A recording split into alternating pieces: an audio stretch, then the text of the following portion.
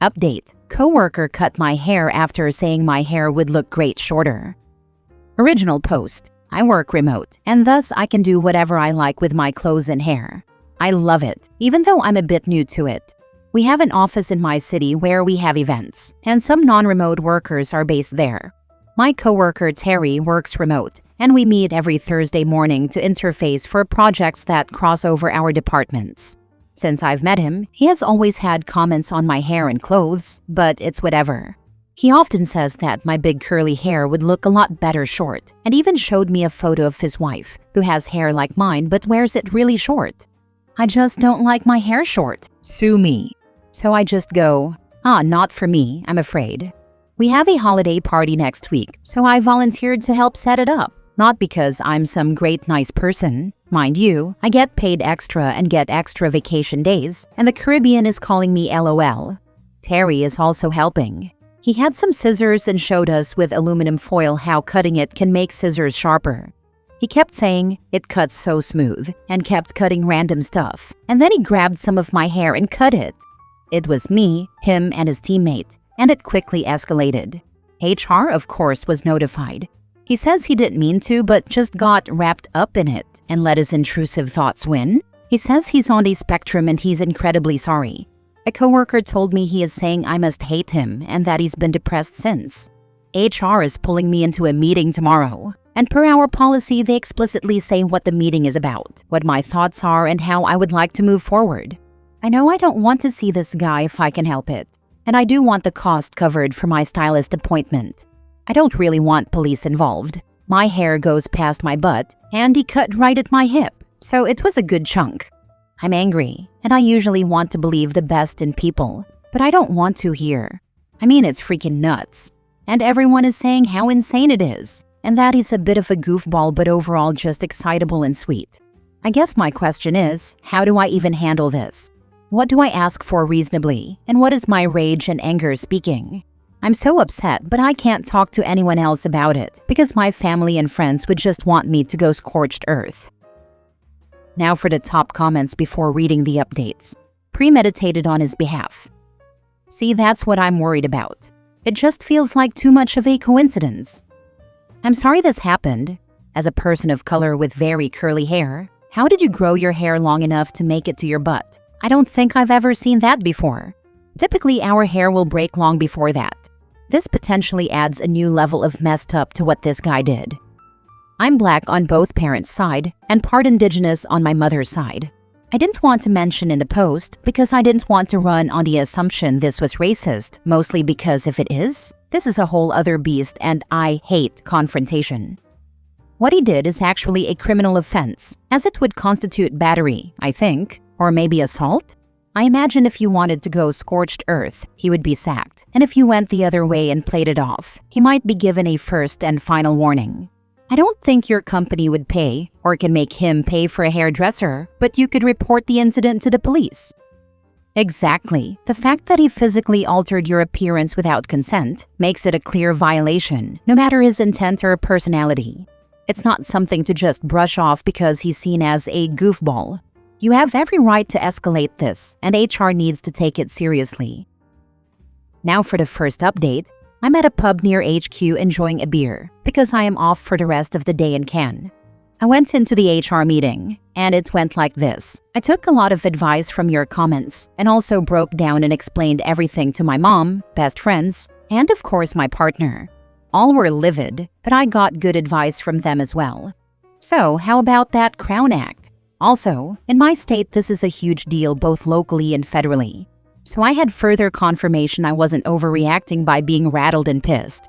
I preemptively sent a formal email to HR asking for the records, as this is a police matter, and requesting their cooperation. That got attention, and now instead of just meeting with a rep from HR, the meeting changed by the time I logged on this morning to include new names added to the calendar invite. I sat down with Anne, who is my direct supervisor, Gary, the HR lead, and Leon, who is the supervisor of the offender. First was a long apology. Very HR. This should never have happened, and we take these matters very seriously, etc. Then they talked about what they've already done. He is currently suspended, written up, and if he returns, he will need to do mandatory training. This has all been documented with witness statements that will be shared with me. I am given the option to work directly with Leon now on matters that branch from my department into his. They reminded me that my job offers free therapy through an online program, but I am already in regular therapy, so they offered to cover this month via reimbursement. I am given paid leave through January 6th, effective as soon as I walked out of the meeting. I will still be paid for my time on the party and the bonuses promised to me for working on it, but I will no longer be required to assist with prep going forward. Then they gave me the floor, asking what, if anything, more I wanted done. How was I? I started with thanking them for their attention on this matter. I mentioned that while I do want to believe the best in people, it bears noting that this can be viewed as assault and possibly racially driven. I explained that ethnic hair takes a lot to maintain, and as a Black woman, I do a lot to ensure its health and length. I reiterated his repeated comments about my hair and how I felt this might have been targeted and that I never want to be around this man again. I said I would be filing a police report due to the seriousness of him not only touching me without permission, but using a dangerous object to cut my hair. I then said that I'd sent images to my hairstylist and expected to be reimbursed for the services needed to manage my altered hair. They asked how much that might be, and I said I wasn't sure, as I have an emergency appointment this Saturday. Anne spoke up and said that might not be possible, but phrased it to Gary as a question. Gary said he would need to look into it, but Leon spoke up and said that he, as a Black man, would be shocked if they didn't cover this, and reinforced my point that Black hair care is expensive and time-consuming. He spoke of the company culture and how we are supposed to not only be against discrimination, but claim to be anti-racist. It wouldn't be right to not make this right because OP is being so calm right now, and I'm impressed because that's some next-level racism from where I sit. I confirmed that I am shaken and very, very angry, but also a professional, and I wanted the meeting to be productive. Ultimately, Gary gave me a tentative yes, and I requested an email confirming all the points and promises made in this meeting. I received that about an hour ago, with confirmation that I need only send an invoice or receipt to Gary. In the meeting, I was told that an email had been sent directly to HR but addressed to me from the man who cut my hair. They said I didn't have to read it, but they would send it to me if I wanted. I did, at least for the sake of having confirmation and a confession in writing. All in all, I think things went okay under the circumstances. I did show them the damage to my hair, and Leon was visibly pissed. I honestly think the guy will eventually be sacked. If not for this, then for literally any other reason, based on his boss's reaction. Last night I cried about my hair. At the time I felt like I was being a crybaby. It's just hair at the end of the day.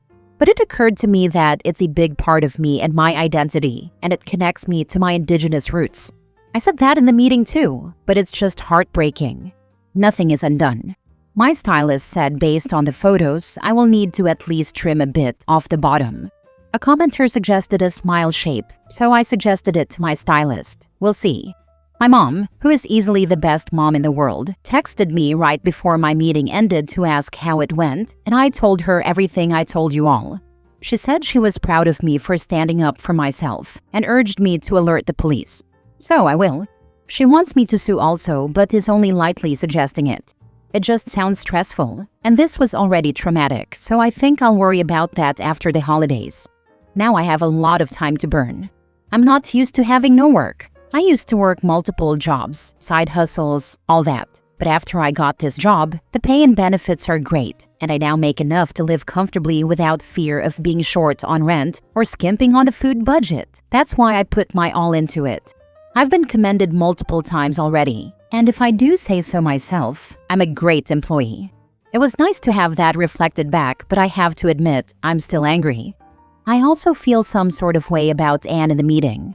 She was nice. She handed me a tissue when I teared up, but otherwise looked so uncomfortable it was distracting. She looked like she was being tortured, and I was like, girl, no one is having fun here, get it together. But I know I'm in my feelings. So now I guess I need to figure out how to fill my time for a while. Trip? Decorating? New hobby? Old hobby? Thoughts? I could use suggestions. Lastly, it occurs to me that a lot of folks in the comments have been following my insane life, so I wanted to thank everyone for the DMs with uplifting words, jokes, hair care suggestions, and the like. It really makes this crappy situation easier. So from my heart to yours, I wish you all a lovely holiday. I know they can be hard for many people. Hopefully you can find a little joy regardless. Leon sounds like the only one with their head on straight there. And acting like she's the victim while you're literally dealing with assault is peak corporate awkwardness. I'm very grateful for him speaking up. I honestly was a little wary of him at first because he used to love that guy. They hung out outside work, though I don't know if they're very close or just work buddies. I'm glad also he spoke from the experiences and place of being a Black person, knowing the cultural and practical ins and outs to help me through talking through it. He really came through. I owe that guy a gift basket or something. Is that what people do? Give gift baskets? Lol, I don't know, maybe just some wine or something. Girl, just relax. Decorate for the holidays, if you haven't already, and do something you've always wanted to do but never have, either because of jobs and or money. It's been a stressful several days, so enjoy your time off. Also, I don't know how to feel about Anne being uncomfortable either. Like, you said she's your direct supervisor, and that Leon is the supervisor for the man who assaulted you? If that's the case, then where the hell was she in that meeting?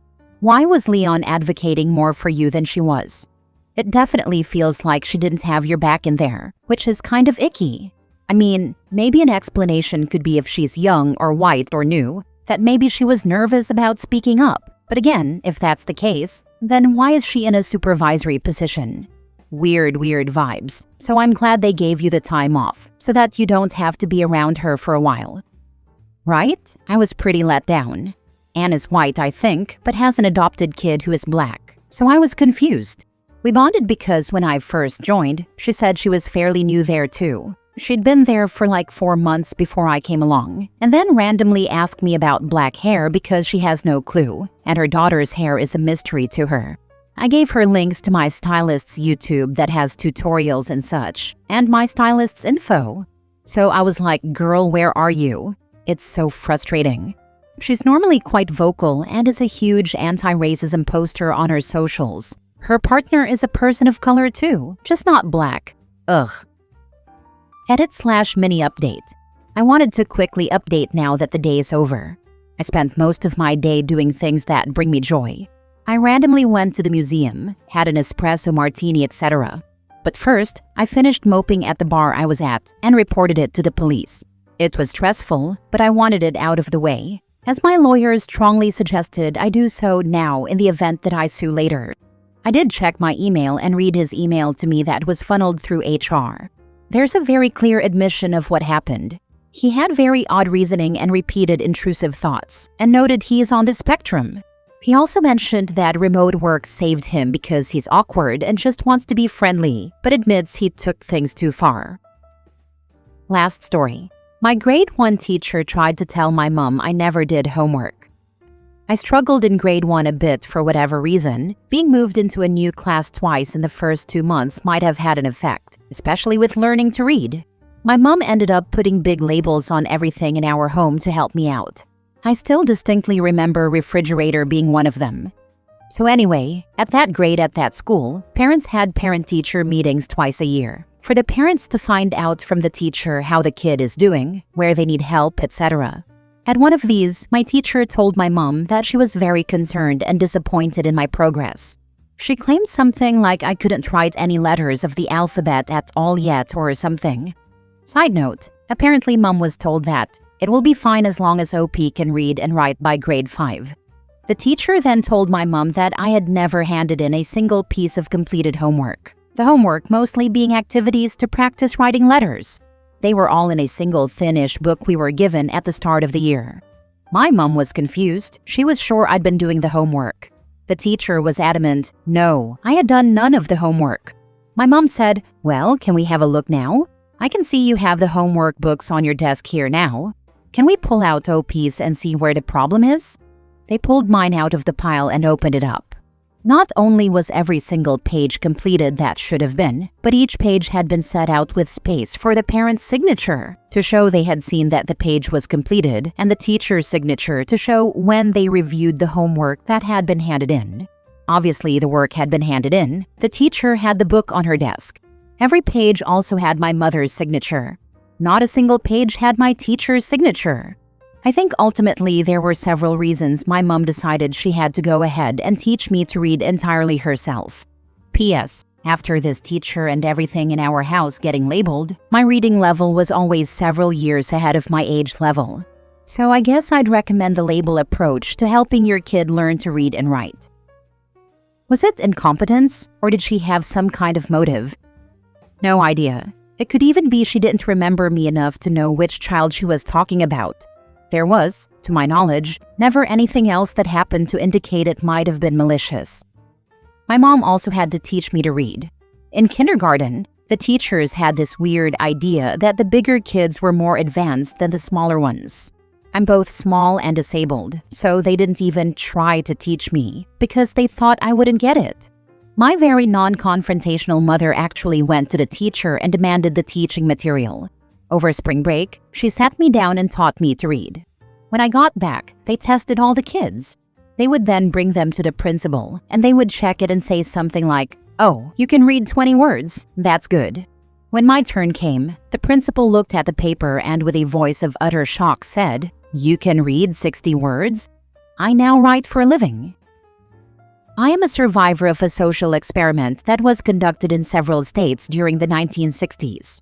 The results were revealed to the public during the 1980s. The Department of Education spread the idea through education systems that children with blonde hair and blue eyes were more intelligent than children with dark hair and dark eyes. 2 years later, they spread the word that they had been mistaken. Instead, children with dark hair and dark eyes were much more intelligent than children with blonde hair and blue eyes. When the results were made public, they said that teachers in general paid more attention to and provided more one-on-one time to whichever group of children they had been told were more intelligent. The whole experiment was conducted to see how teachers would react to the provided information and what effect it would have on students in each group.